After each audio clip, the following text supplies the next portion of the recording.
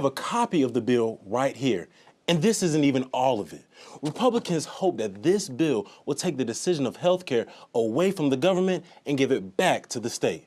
Republicans feel Obamacare fails in comparison to this bill. People in the Triangle feel otherwise. Despite spending thousands more to live here, Belfield says there's one good thing about this place, and it's having his own bathroom. But we're asking administration, what are they doing to prevent this next year?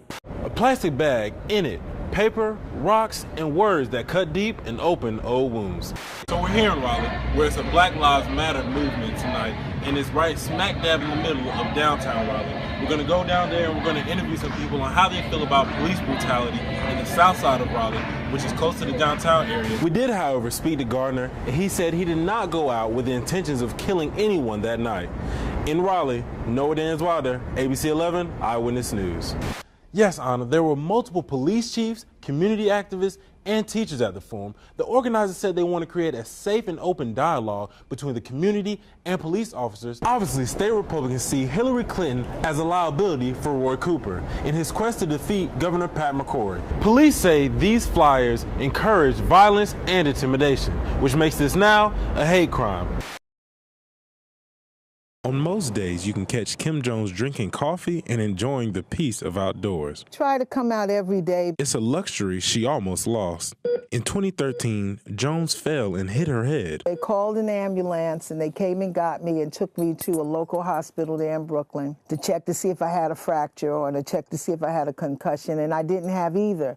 But they said what we see, a tumor. At the time, she had no insurance. I realized that I had fallen through the cracks. She says once she received insurance through Obamacare, it saved her life. Republicans and President Donald Trump vowed to repeal Obamacare with the American Health Care Act. So what does this mean for North Carolinians? This is life or death for many people here in North Carolina. Brendan Riley is a health policy analyst with the North Carolina Justice Center. They promised better coverage for everyone, better plans, lower costs.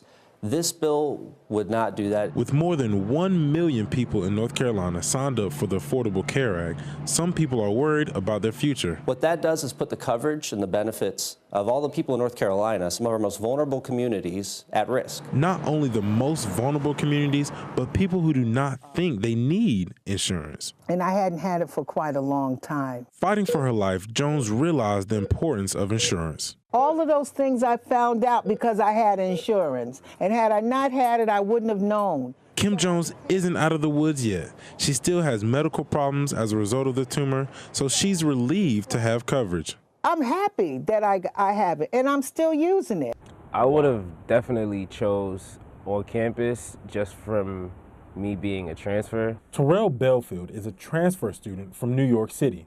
He's one of several students forced to live off campus due to A&T's housing shortage, and he's not happy. I didn't get to have the close-knit social aspect of everything. It's kind of, I was on my own and I didn't know anybody, so that kind of put me at a disadvantage. But that's not all he's missing out on. He's also losing money.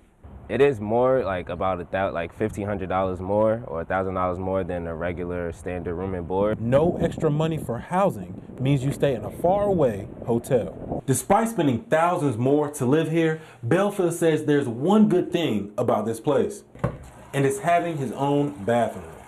But we're asking administration, what are they doing to prevent this next year? Residence Life did not respond to our request for an interview, but they did send this statement saying, we are reconfiguring campus beds to allow a greater occupancy within the halls. The record growth driven by more than 800 new transfer students, up from 730 this time last year. Now, Belfield is having second thoughts. If you had known about this ahead of time, then you might not have come to A&T?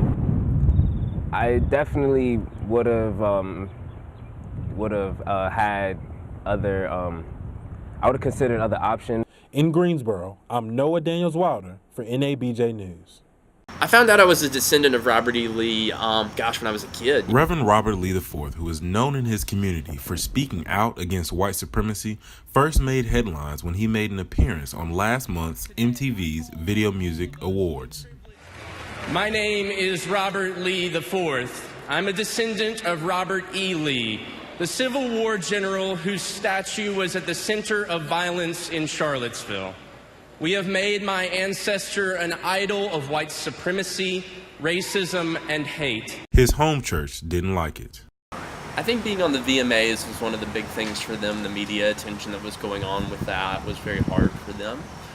And I have great love for them, but it was just obvious that they were not on the same page with me, and we could no longer be in a pastoral relationship with one another. With a monument to his ancestor at the center of a protest turned deadly in Charlottesville, as well as similar protests nationwide, Lee says he had to speak up. I felt like I could no longer be silent, like I had a voice, a privilege, and I needed to use it. Reverend Lee feels breaking the silence is one way for him to show his support for marginalized groups. Screaming and tearing down monuments is ultimately a cry for help, and it's my job to help. Clinton also taking jabs at Governor Pat McCrory and his decision to keep HB2 in effect, despite the NCAA and the ACC recently taking championship games away from North Carolina. Look at what's happening with the NCAA and the ACC.